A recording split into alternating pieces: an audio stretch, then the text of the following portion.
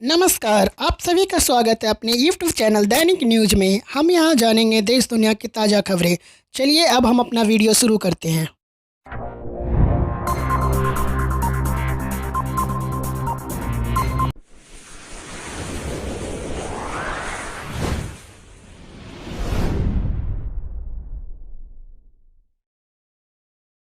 जियो users के लिए खुशखबरी। अब जियो ने भी अपने प्रीपेड यूजर्स की वैलिडिटी को 3 मई के लिए बढ़ा दिया है।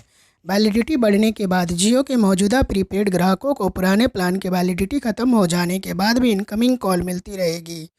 जियो ने एक स्टेटमेंट में कहा है कि इससे न केवल लो इनकम यूजर्स को फ़ायदा मिलेगा, बल्कि हर उस यूज़र को मिलेगा जो किसी वजह से अपना अकाउंट रिचार्ज नहीं कर पा रहा है। साथ ही कंपनी ने यह भी जानकारी दी है कि 20 अप्रैल से उनके ज़्यादातर रिटेल आउटलेट खुलने शुरू हो जाएंगे। यह फैसला सरकार द्वारा नई गाइडलाइन जारी करने के बाद लिया गया है।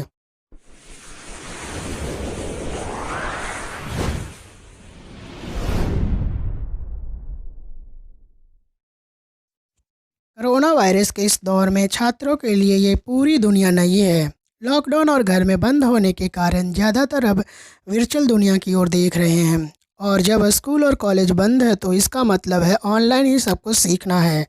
आमतौर पर छात्रों से गुलजार रहने वाले स्कूल अब सुनसान हो गए हैं और अब ऑनलाइन कोर्सेस हो रही है। अनंत अग्रवाल ने कहा है कि पिछले 1 महीने में सभी लोगों के लिए ज़िंदगी पूरी तरह से बदल गई है।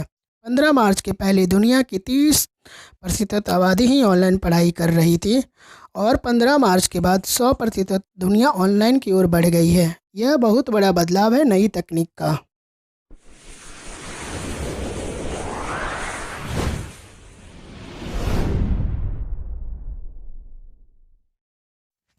देश भर में कोरोना वायरस के बढ़ते मामलों के बीच दिल्ली से राहत की खबर है। पिछले 24 घंटों में यहाँ कोरोना वायरस से संक्रमित 134 मरीज ठीक हुए हैं।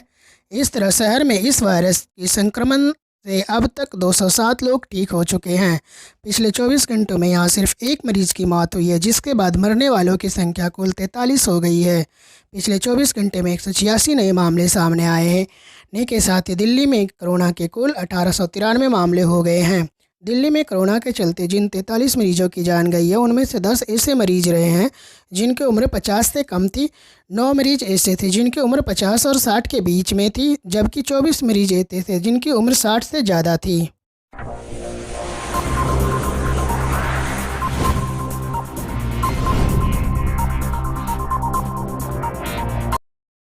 कांग्रेस के पूर्व अध्यक्ष राहुल गांधी ने भारत की सीमाओं से लगे देशों से निवेश संबंधी नियमों में संशोधन किए जाने के बाद शनिवार को कहा कि उनकी बात का संज्ञान लेने के लिए वह नरेंद्र मोदी सरकार का धन्यवाद करते हैं।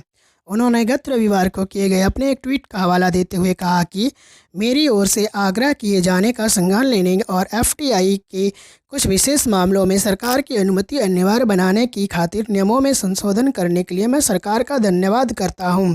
गौरतलब है कि भारत की सीमाओं से लगे देशों की कोई कंपनी अथवा व्यक्ति भारत के किसी भी क्षेत्र में अब सरकारी मंजूरी मिलने के बाद ही निवेश कर सकेगा।